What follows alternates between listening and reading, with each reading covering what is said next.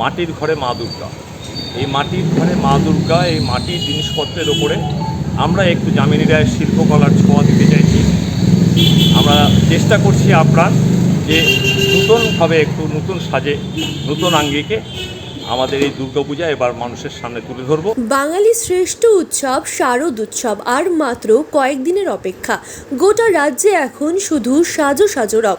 সমস্ত পুজো উদ্যোক্তাদের মধ্যে এখন চরম ব্যস্ততা বাঙালি সহ আপামর রাজ্যবাসীর মধ্যেও। এই দুর্গোৎসব ঘিরে পুজো উদ্যোক্তাদের মধ্যে জাগ্রত হয় নানা শৈল্পিক চেতনা। কি করে পুজো প্যান্ডেল সহ প্রতিমাকে সাধারণ মানুষের সামনে আকর্ষণীয় করা যায় তা নিয়ে বছরভর থাকে নানা পরিকল্পনা। শিল্পীর ছোঁয়ায় প্রতিমা পায় এক জীবন্ত রূপ। প্যান্ডেল সহ আলোকসজ্জায় প্রতিমা হয়ে ওঠে আরও মোহময়ী। তেমনই এক শৈল্পিক রূপ ফুটে উঠতে চলেছে শিলিগুড়ির পূর্ব বিবেকানন্দ পল্লীর সংহতি দুর্গোৎসব কমিটির রজত জয়ন্তী বর্ষে। এবছর সংহতি দুর্গোৎসব কমিটির 25তম বর্ষ। এই রজত জয়ন্তী বর্ষে নতুনভাবে নতুন আঙ্গিকে এক অনবদ্য রূপ ফুটিয়ে তোলার চিন্তাভাবনা করা হয়েছে। যে মাটির তৈরি জিনিস আজ বিস্মৃতির অতলে যেতে বসেছে, সেই মাটির তৈরি নানান সামগ্রী দিয়ে প্যান্ডেল সাজিয়ে তোলার অভিনব ভাবনা রয়েছে উদ্যোক্তাদের। রজত জয়ন্তী বর্ষে সংহতি দুর্গোৎসব কমিটির বিশেষ আকর্ষণ মাটির ঘরে মা দুর্গা।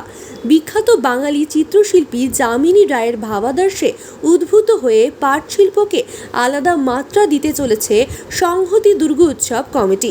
বুধবার সংহতি দুর্গোৎসব কমিটির তরফে খুঁটি পুজোর মধ্য দিয়ে প্যান্ডেল তৈরির কাজ শুরু হলো। উদ্যোক্তারা জানান তাদের সামর্থ্য কম, তবুও এই স্বল্প সামর্থ্য দিয়ে অসামান্য শৈল্পিক ভাবনা নিয়ে তারা রজত জয়ন্তী বর্ষকে অন্য মাত্রা দিতে তাদের এই আয়োজন। পাশাপাশি প্রতি বছরের মতো এ বছর অষ্টমী ও নবমী এই দুদিন স্থানীয় বাসিন্দাদের জন্য রয়েছে মধ্যাহ্ন ভোজনের ব্যবস্থাও। সংহতি দুর্গোৎসব কমিটি এবার আমাদের 25তম বর্ষ, অর্থাৎ রজত জয়ন্তী বর্ষ। আমরা একটু অন্যরকমভাবে পুজোটা করতে চাইছি। আমাদের সামর্থ্য খুব কম, সেই অর্থে আমাদের স্পন্সরও খুব নেই, আমরা নিজেরাই কাজটা করি। তো আমাদের 25 বছরে যেটা আমরা করতে চাইছি সেটা হচ্ছে মাটির ঘরে মা দুর্গা। এই মাটির ঘরে মা দুর্গা, এই মাটির জিনিসপত্রের ওপরে আমরা একটু যামিনী রায়ের শিল্পকলার ছোঁয়া দিতে চাইছি। আমরা চেষ্টা করছি আপ্রাণ যে নতুনভাবে একটু নতুন সাজে, নতুন আঙ্গিকে আমাদের এই দুর্গাপূজা এবার মানুষের সামনে তুলে ধরব।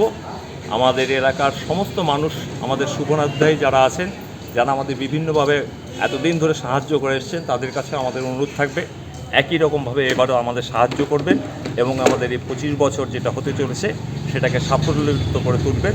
এই প্রার্থনা, এই আশা, আমরা আবেদন সবার কাছে আমরা রাখব।